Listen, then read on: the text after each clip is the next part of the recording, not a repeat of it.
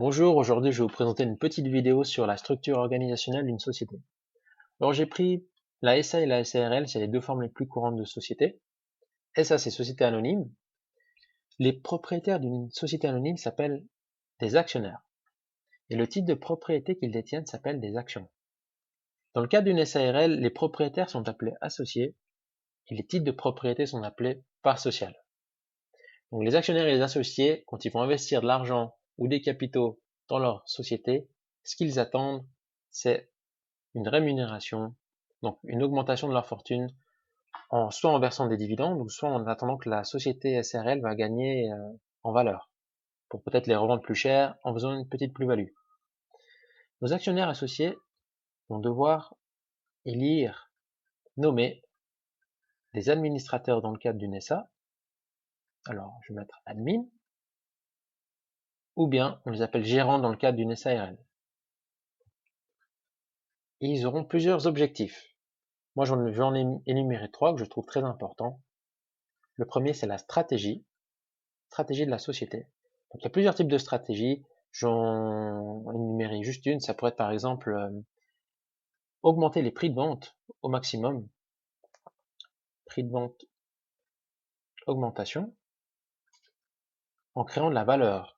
Donc, comment créer la valeur? Ce serait sur un grand plan de marketing qui leur permettrait de justifier des prix de vente plus élevés que les compétiteurs. Deuxième, ça pourrait mettre en place plusieurs contrôles. Car dans une grande structure, ce qu'il se passe, c'est qu'on a plusieurs personnes, mais qui ont des intérêts un peu personnels, des intérêts qui vont pas dans le sens des actionnaires associés.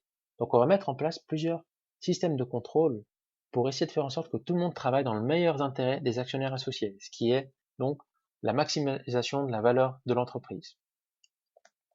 Donc qu'est-ce qu'on a comme on peut mettre en place un système de contrôle interne, ou mettre en place des normes ISO, il y a plusieurs systèmes de contrôle.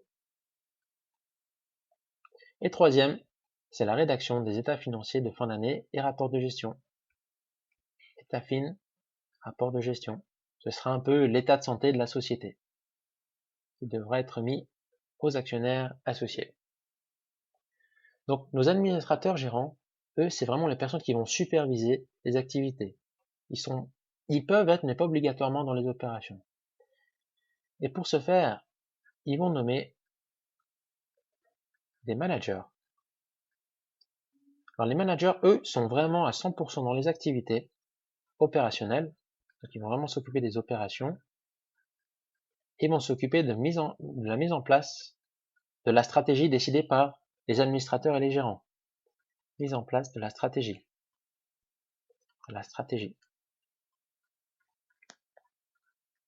Donc ouais, tous les mois, ils vont certainement devoir faire des petits rapports sur l'avancée du chiffre d'affaires. Ils vont les redonner aux administrateurs gérants.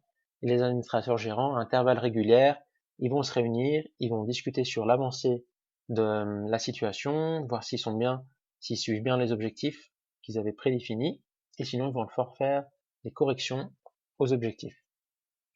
En fin d'année, nos administrateurs gérants auront la responsabilité d'établir les états financiers et le rapport de gestion.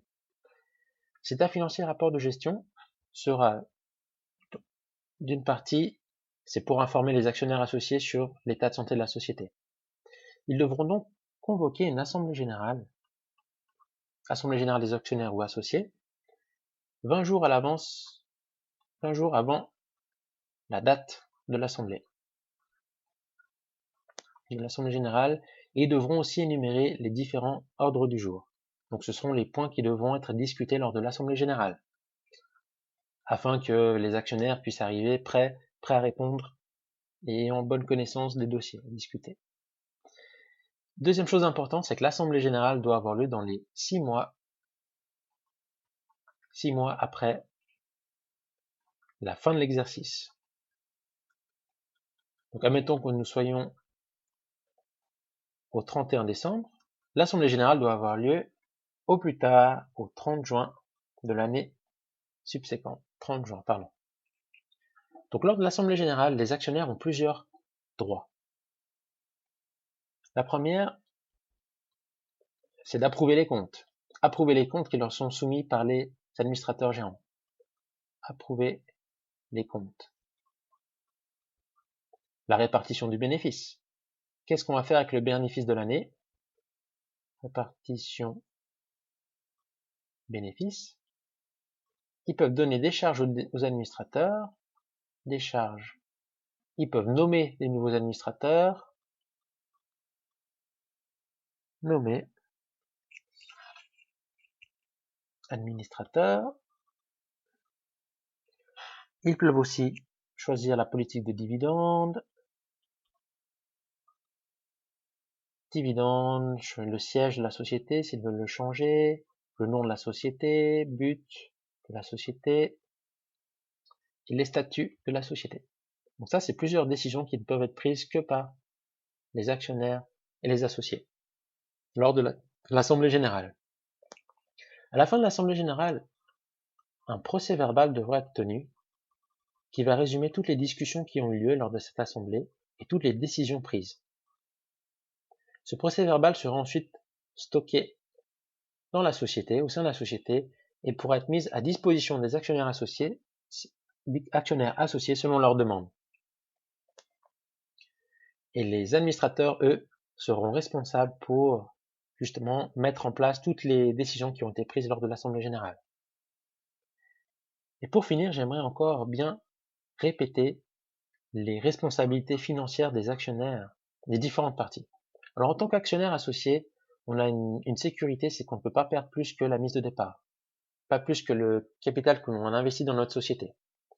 Donc ça, c'est déjà une bonne sécurité pour eux. Ils savent qu'ils ne pourront pas être pris sur dans notre capital action. On sait qu'ils ne pourront pas être pris sur leurs biens privés dans le cas d'une faillite ou bien le cas la société aurait pu créer un gros dommage à une société tierce et qu'ils soient poursuivis pour des millions. Mais on sait qu'ils ne pourront pas perdre plus que le capital action de départ. Enfin, le capital action investi, pardon. Mais en revanche, c'est différent pour le cas des administrateurs et des gérants. Si on peut prouver si un administrateur et gérant n'arrive pas à prouver qu'il n'a pas commis un dommage de manière négligente, par négligence, ou bien de manière intentionnelle, cet administrateur ou ce gérant pourra être poursuivi sur ses biens privés pour réparer le dommage qu'il a fait subir à un tiers. Là, c'est une grosse responsabilité pour un administrateur et un gérant, et c'est pour ça que moi je recommande vivement de contracter une assurance responsabilité civile, on appelle ça RC professionnel. Comme ça pourra vraiment pallier en cas de dommage à une société tierce, ça pourra vraiment protéger ses administrateurs et ses gérants. Si vous avez des questions, n'hésitez pas à me contacter. Bonne journée, au revoir.